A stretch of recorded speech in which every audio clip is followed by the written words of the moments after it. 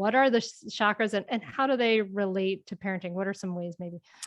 So just like an understanding of why I decided to build this around the chakras is because I'm a yoga teacher. I know you are too. And that is a big part of my understanding of who I am and my own body awareness. And, I actually tell a story about the whole reason I decided to become a yoga teacher was because I wanted to learn how to breathe.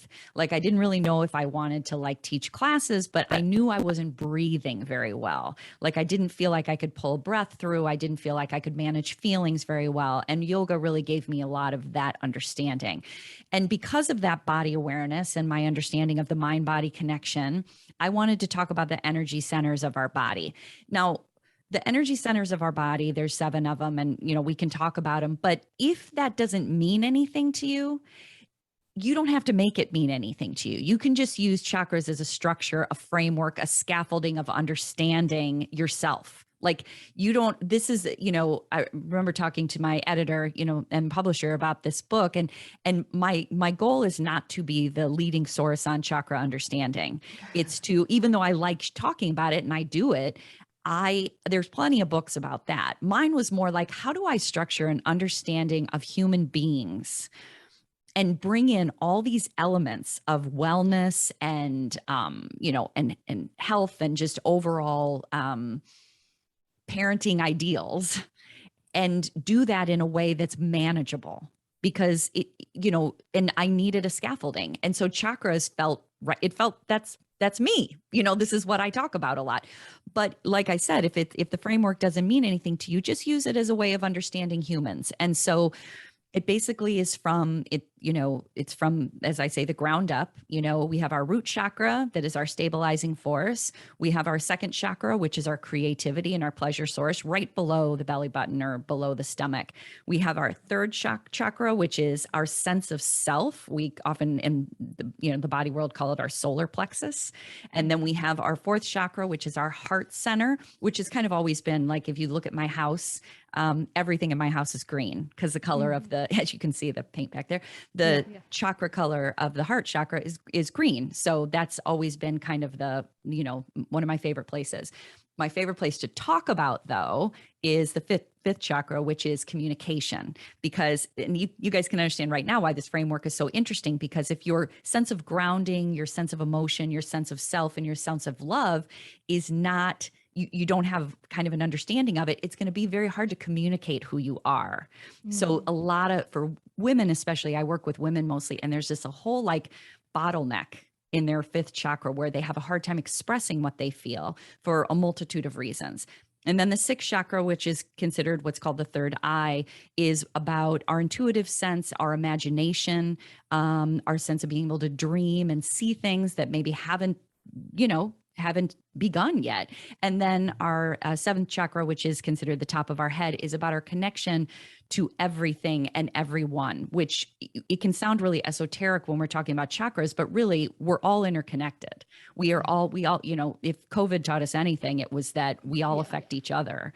Yeah. So that, these body awarenesses, or we can just call them these structures, give us this kind of draft of like, here are some things I can focus on, or where do I feel like I'm blocked? And that can be literally physically, or that can be emotionally. And that's what I tried to kind of work out in this book.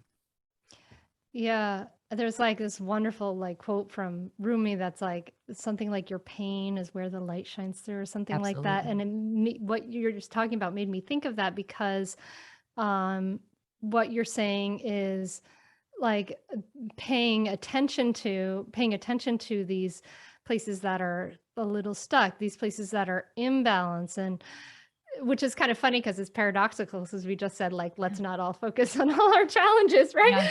Yeah.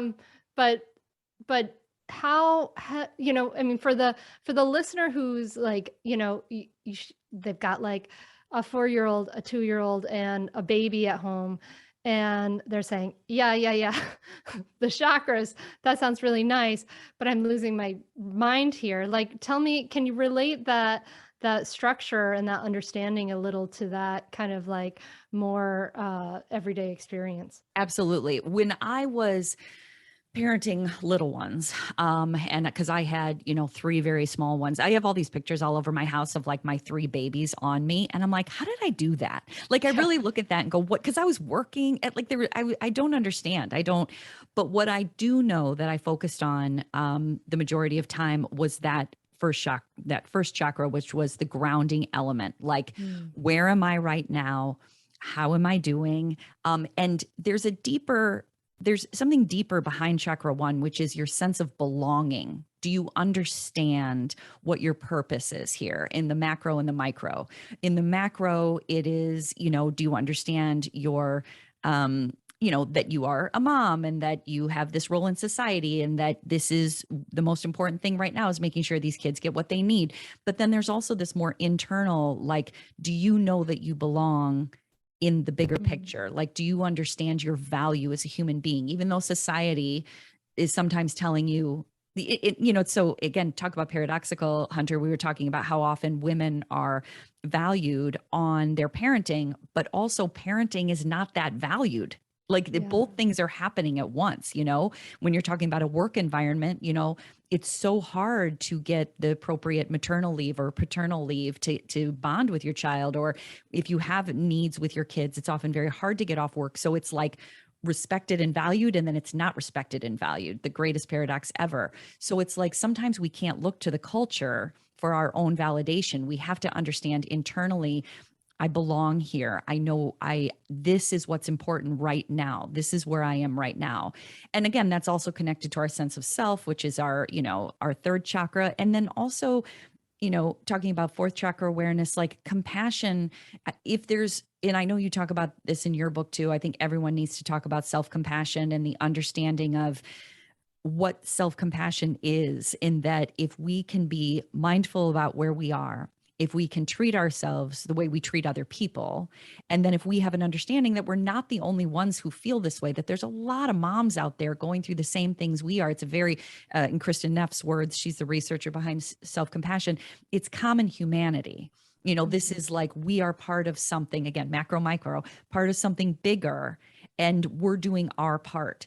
And so I feel like when we're raising little ones, instead of trying to be like, how do I make this different or better all the time? It's about, how do I see this for what it is? How do I accept these moments? And the most important thing, how do I bring parts of myself into this day? Or how do I make sure that there is something I do just for me, not once a week, but every freaking day? And that can be, for me, sometimes it was driving to McDonald's to get an iced tea with my kids in the car. I'd be like, I'm going to get an iced tea for me. Or I am going to have a mother's helper come over so I can go to the grocery store by myself. Or I am going to have a babysitter. So, because I was a parent coach at the time and I was doing it on the phone, I can have this client because that makes me feel grounded and who I am. These are, sometimes it didn't happen on a certain day. Sometimes for whatever reason, crisis, like it's not about having a checklist of I did this. It's about knowing that it's a priority. It's priority. You are important and valuable and needed. Catch new episodes of the Mindful Mama podcast and other free resources, including the Mindful Mom Guide at mindfulmamamentor.com.